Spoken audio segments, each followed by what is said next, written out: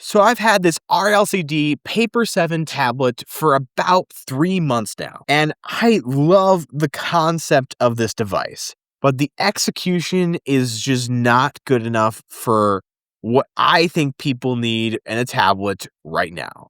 So this is going to be my video talking about my experiences with it and why I don't recommend really any of you guys out there to get this tablet. This is not me trying to dig on the company and say that they're doing things so wrong or so poorly. I, again, love the concept. And under these grandiose studio lights, it looks amazing. I mean, this is like a full color tablet with no backlight, no real big eye strain or anything like that. That's fantastic. But it's everywhere else that you try to use it. Even from my perspective here, it's already way dimmer than you guys looking directly down at it. The viewing angles just are bad on this device.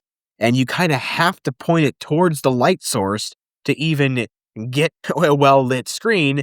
And then that's not a good viewing angle for me. I would like to look at it like this. But now it's already so much dimmer from the lack of light from above.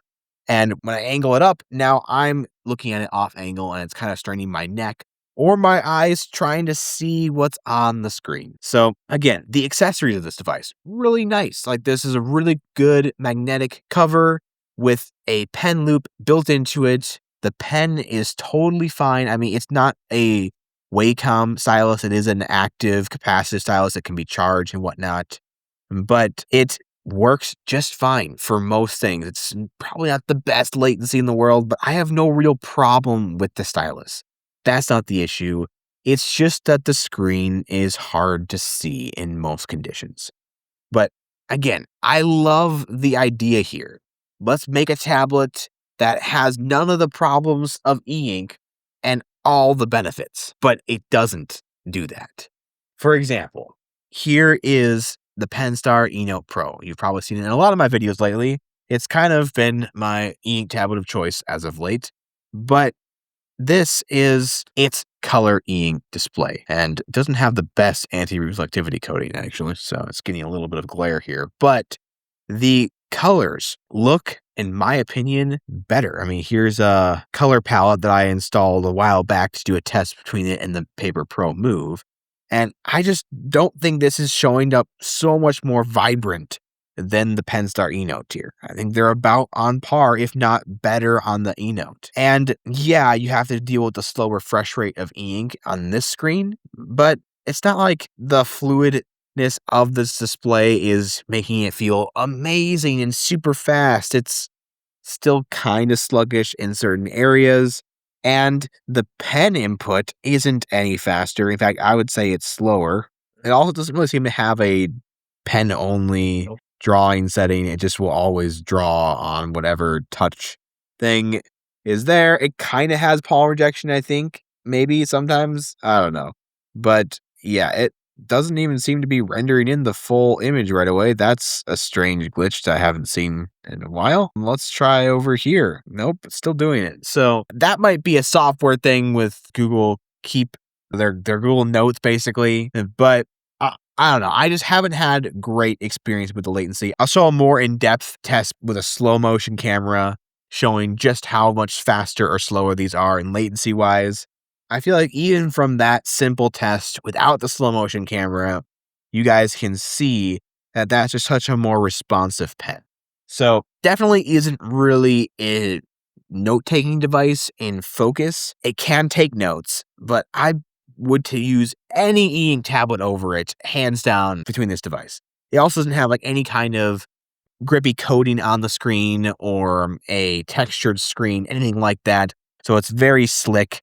No resistance or paper-like feeling whatsoever. But I could have forgave all of that if the screen technology was truly what it was advertised to be. But Harbor Innovations, the people who make this tablet, also kind of told me from the get-go to make sure to film it outdoors and things like that because that shows off the screen and its best light. That was a red flag already.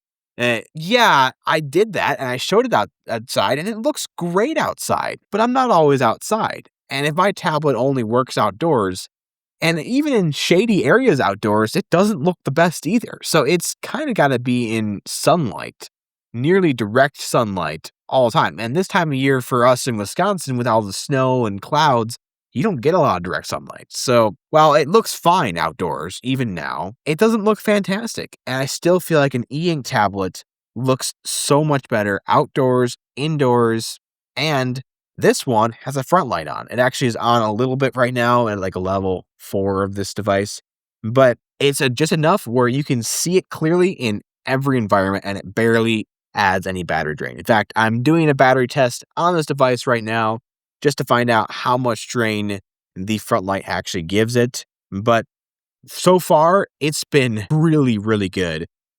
So they have something like this added to the Paper 7, just a front light or a backlight that you can turn on and off when you need it. I think this would be just about perfect because, yeah, when you're outside, you probably don't need the front light on at all. But when you're indoors, pretty much anywhere, you'd want some kind of backlight.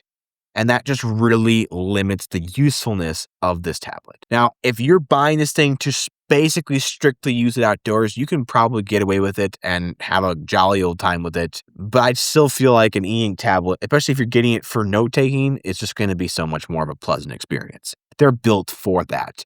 This is built, to me, feels more like a concept device than a truly refined note-taking, cool tablet that you can use anywhere.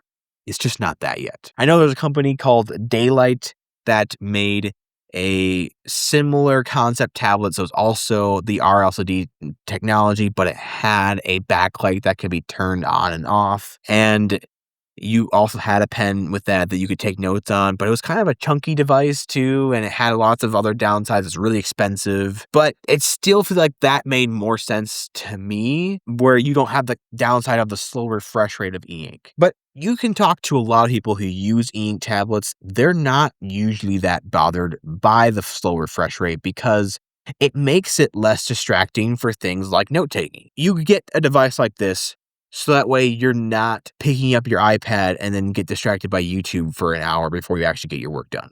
That's the idea. And I got a device like this. I got a Supernote device. Actually, my first device was Remarkable too, but then I ended up moving to Supernote pretty early on. And I got it so I could take notes while reading the Bible because I kept picking up my phone or my iPad and getting distracted when I went to go read and learn and study. And I don't have to do that with a device like this very often because it's really hard to get distracted on something like this. You pretty much pick it up to take notes and do something productive. Because if you try to watch a video on this, it will suck. It will be very, very bad. Even scrolling social media, not a pleasant experience on the e-ink tablet. I think I speak for a lot of e-ink users out there, and that's actually a good thing. So this might be trying to solve a problem that doesn't really exist. There's also a regular tablet, and I think most people who don't like e-ink tablets will just get a regular tablet. And yeah, sometimes they're going to be hard on your eyes, but some people say that even staring too long at an e-ink screen can hurt their eyes at times. And I think a lot of it is just that we're looking at our devices without blinking and stopping for way too long. And that's the problem. People can get eye strain from just reading and books and stuff like that. So is there something to blue light? I think so. But I think there's also an exaggeration here, and I feel like this kind of a product is just not something I can recommend. But I'm not going to be a huge downer on things for too much longer. I want to make this video kind of fast just to talk about why I can't recommend it. If you use it and love it, I am very happy for you, and I hope this company still makes sales and continues this concept. I'd like to see it continued and improved on. But again, for me right now, it's not for me, and I can never recommend it to anyone. So hopefully that made sense to you guys. If you enjoyed this video and agree with me, please give it a like and, of course, subscribe to the channel. And if you don't agree with me, please comment below as to why you disagree and all the reasonings and ways you use this device if you own it. And if you like the new setup I have here at all, it's all going to be linked in the description down below. And if you like the shirt I'm wearing and you want something like it, you can go to grafxtech.com and look for all the merch that I sell there as well. All that goes to support this channel and us making new content. Anyway, guys, thank you so much for watching. And as always, have a great rest of your day.